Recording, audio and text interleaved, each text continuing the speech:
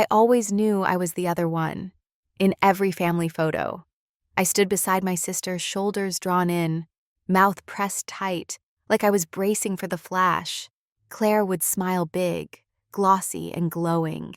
Her hair would shine under the light, her skin flawless, even without effort.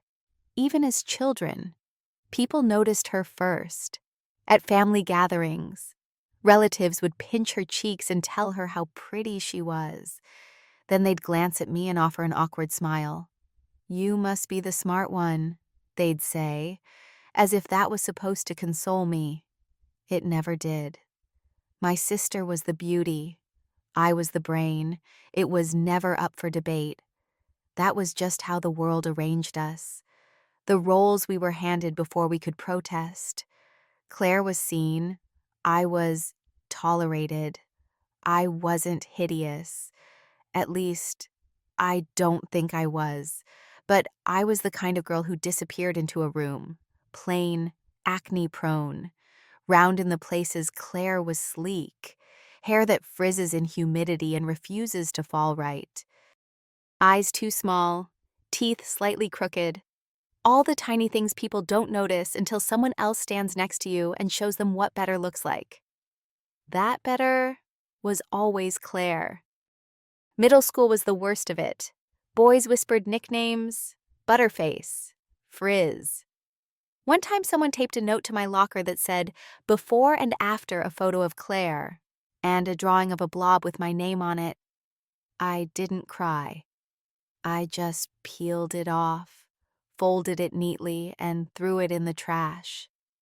I learned early not to show how much it hurt.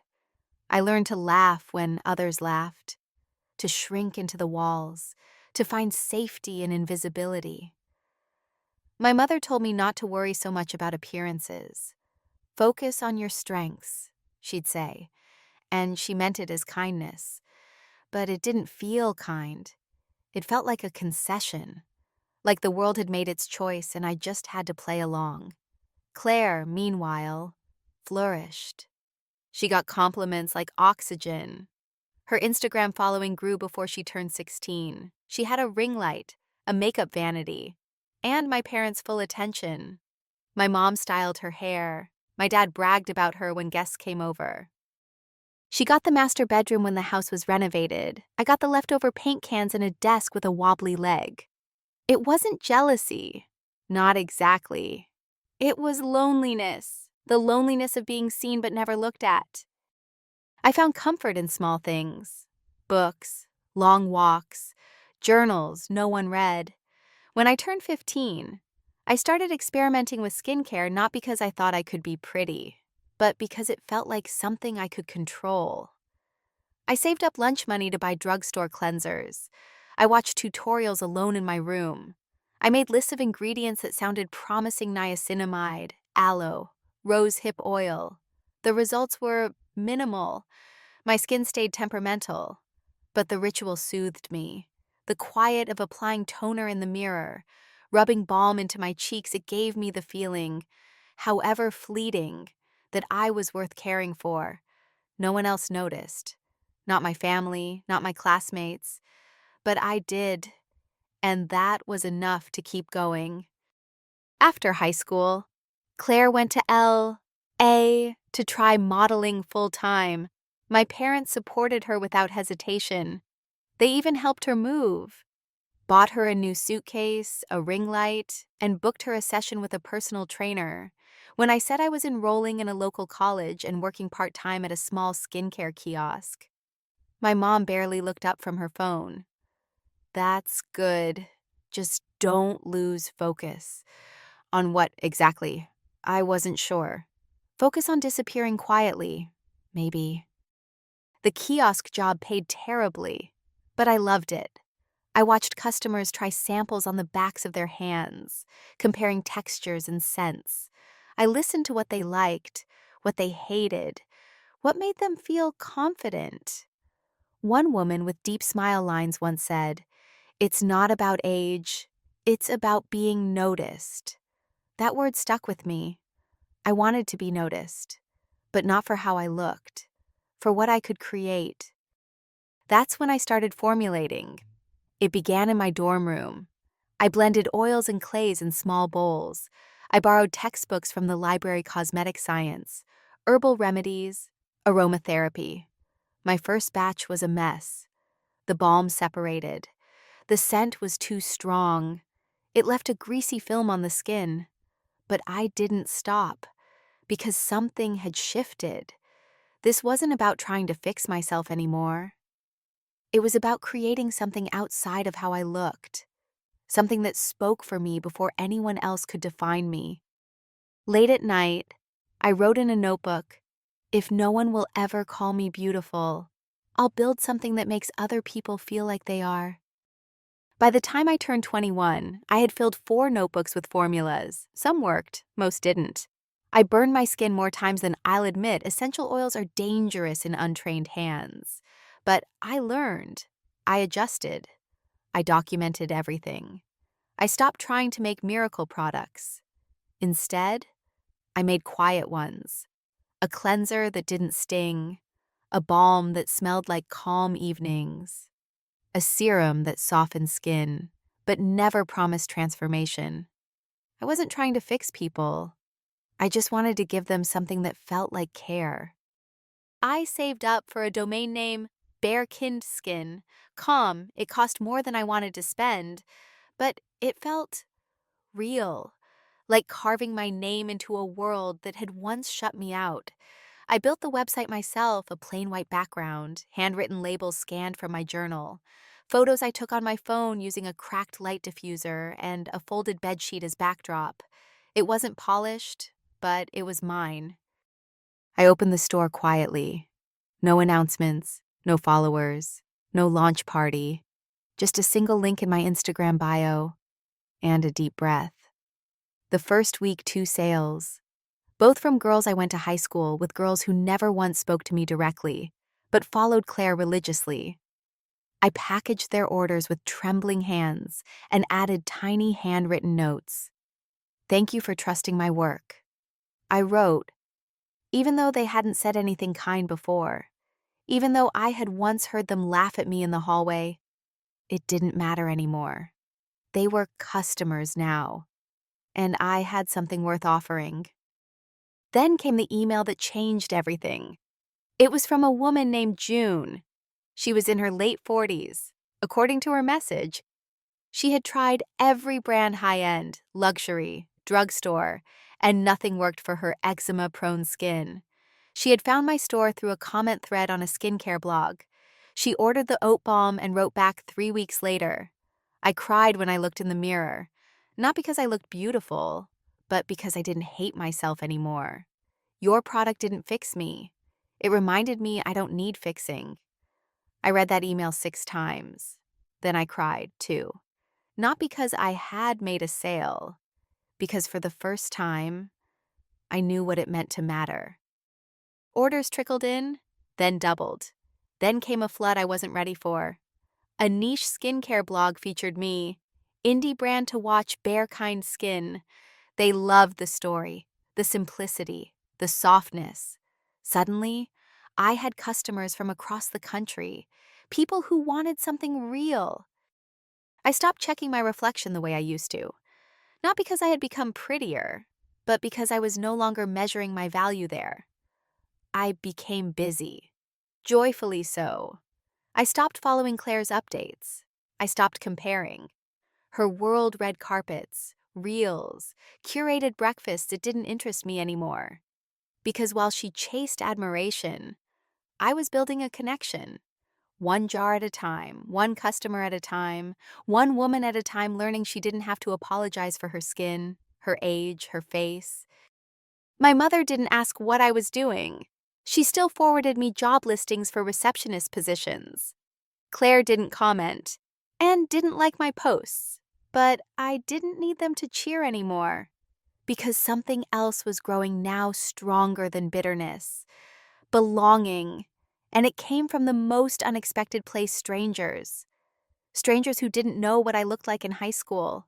Strangers who didn't care that I was once the ugly one. Strangers who said, "You made me feel soft again." This is the first time I felt safe using skincare. You get it. Thank you for getting it.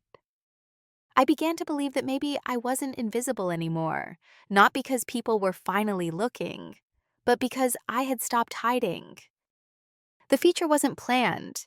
It started as a customer post, just a soft, glowing photo of my balm on a marble countertop.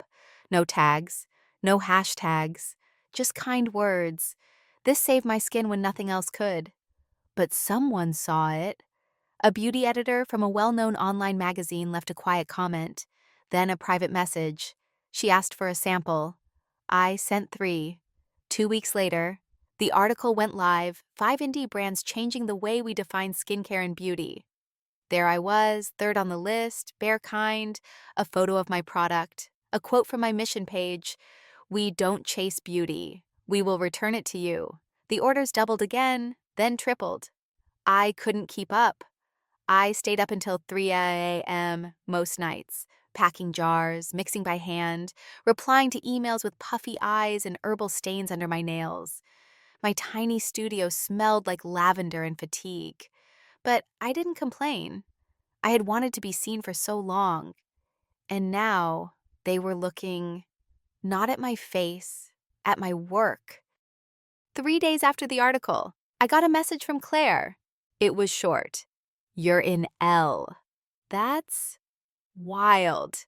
Congrats, I read it 5 times. No emojis, no passive aggression, just surprise, maybe even awe. For years, I had been the one scrolling through her polished posts, her glowing press mentions, her filtered life. Now, for the first time, she was looking at me. Then came the call from my mother. She hadn't phoned in months. She started with small talk, polite questions. Then, carefully, I saw your name online, in an article. Your brand looks impressive. I waited for the tone I remembered, the one laced with disbelief or veiled criticism. It didn't come. Instead, she said, "I had no idea you were doing all this." No idea. Because she'd never asked. Because when I was growing, they were too busy polishing Claire's spotlight. But I didn't say any of that. I just said, "Yes, I've been working hard." And that was true, harder than they would ever know. A week later, a package arrived at my studio. No return address. Inside a white box, carefully wrapped. On top a card. My name, just that, in my mother's handwriting. I opened it. Inside was my high school yearbook.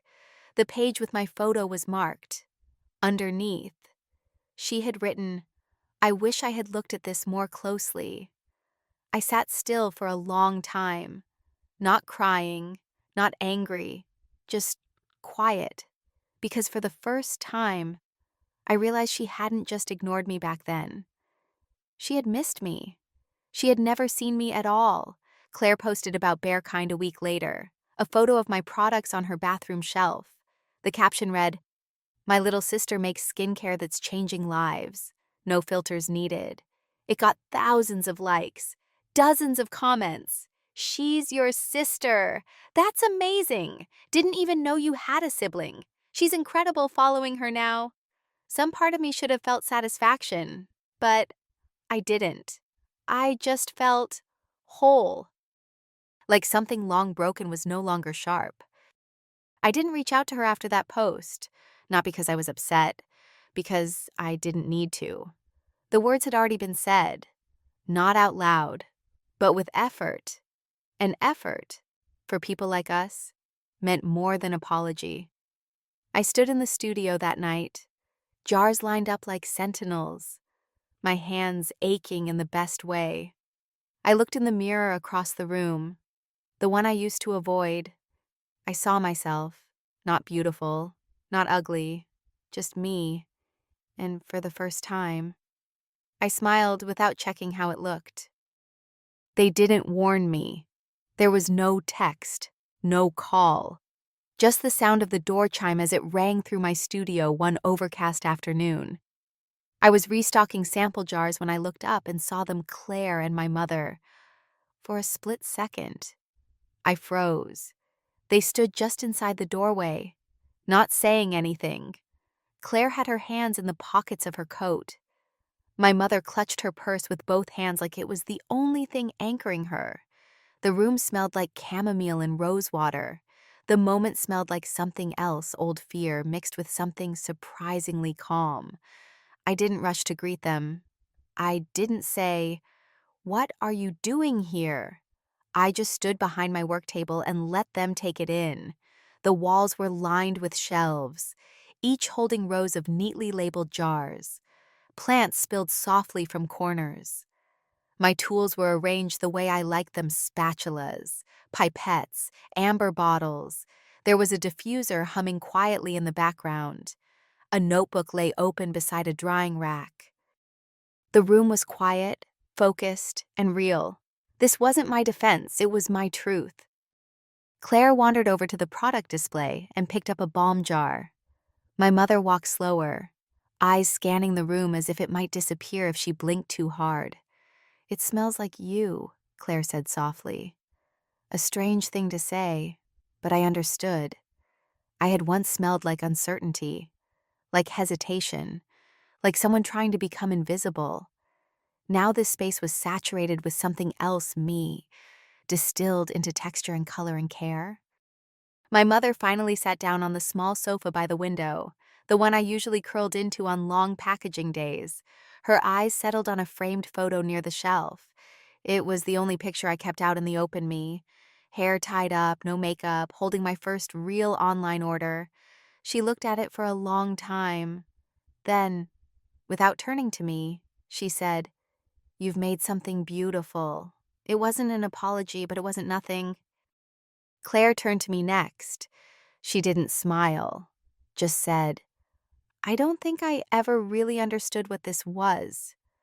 I nodded, not in agreement, but in acknowledgement. There were no accusations in me left to throw, no sharp edge to this moment, only the soft weight of two people trying to step into a space they never believed I could build. We sat for a while. I offered them tea. My mother accepted. Claire declined. I didn't explain my work, didn't give them a tour. Instead, I let the room speak, the shelves, the jars, the subtle light through the curtain. They looked, and for once, they saw not a phase, not a project, but a world, my world. After a long pause, my mother reached into her bag and handed me a small envelope.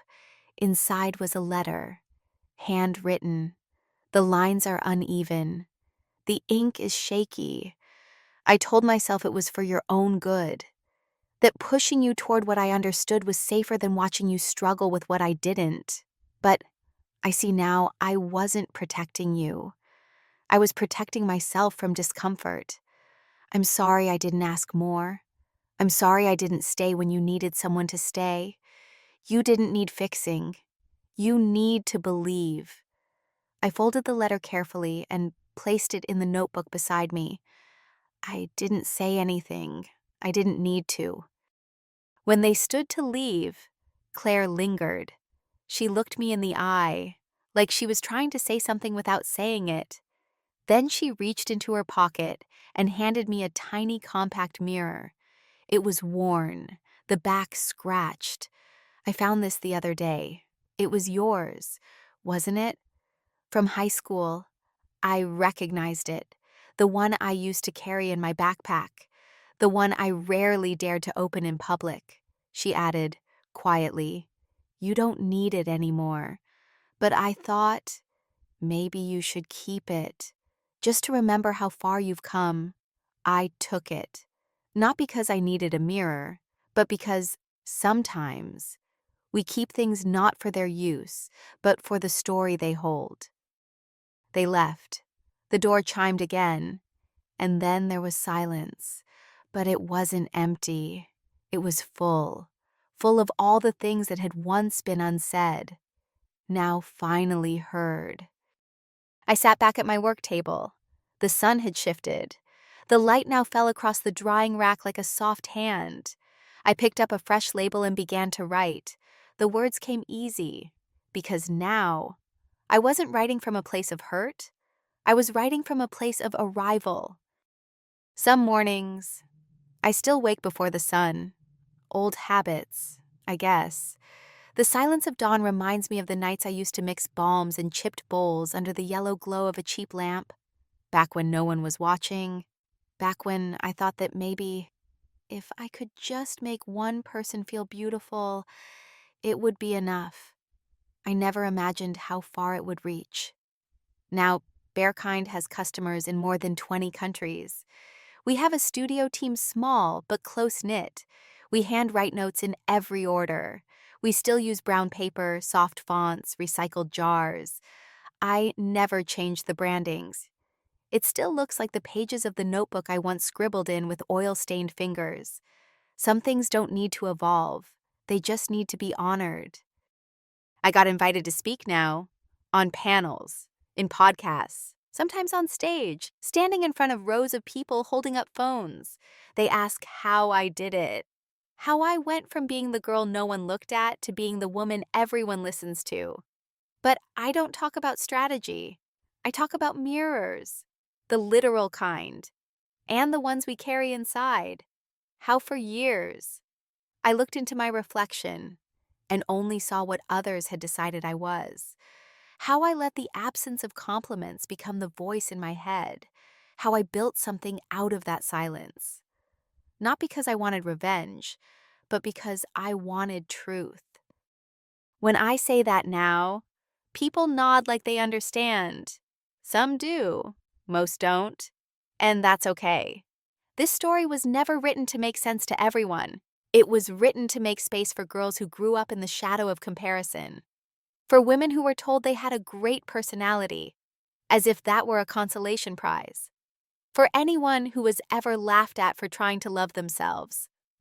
This story is for them, and for me. And for my mother visits sometimes, not often, but when she does, she brings small things she never gave me as a girl. Loose herbal tea, a recipe clipped from a magazine, an old photograph of me in a school uniform, eyes downcast, mouth flat. She frames them now, says she's proud, doesn't always say sorry, but she no longer avoids looking at me. That's enough. Claire and I are closer, in the way two women can be after years of distance and different wounds. She still posts filtered photos, but now she also posts about mental health, about self-worth, about the parts of herself that never felt enough, even with all the praise. We don't compare anymore. We connect. Recently, we launched a limited edition Bearkind set together, hers and mine. 2 different skin needs, 2 different formulas. Same message. You don't need to look like anyone else to deserve care. It's sold out in 2 hours. I'm not afraid of my reflection anymore. I don't need makeup to go outside. But I wear it when I want to. For color, for joy, for me. I look at my face now and see the long road it's walked, the sleepless nights, the salt of tears, the quiet pride in staying kind, even when the world wasn't. It is not perfect, but it is mine, and it is enough. They once mocked me for being the ugly one, but beauty isn't something you win. It's something you remember, and I remembered. In the stillness, in science, in the jars I labeled with hands that had never been held for how they looked, in the face that no longer needed permission to be seen. I didn't become a mogul to prove anything. I became one because I had something to give. And now they listen, they follow, they ask for advice. But I'm still just me, the girl they overlooked, the woman who chose herself anyway.